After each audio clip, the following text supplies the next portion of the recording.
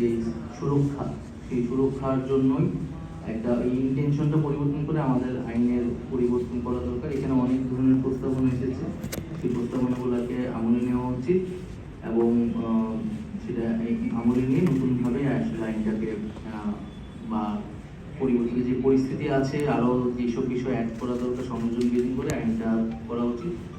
আরেকটি বিষয় হচ্ছে আইনটা একজন আলোচক বললেন আইন এটা আবার তাড়াহুড়া করে আমরা আবার অন্য কিছু যাতে করে না ফেলি। আমরা যেটা একটা সমাধান চাচ্ছি এমন একটা সমাধান করা উচিত যেটা সাস্টেনেবল হবে আর কি। এখন আসলে ততদিন পর্যন্ত এই আইনটা কি হবে এই সিদ্ধান্তটা আমাদের ইমিডিয়েটলি নেওয়া উচিত। আমরা সংশোধন করি বা নতুন করেই করি, কিন্তু এখনো তো এই আইনটা আছে এবং এই আইনে হচ্ছে আমাদের পক্ষেও মামলা হয়ে গেছে দুইটা। আমাদের কটূক্তি করার জন্য দুইটা মামলা হয়েছে শুনছি এবং কারা করেছে, কোন উদ্দেশ্যে করেছে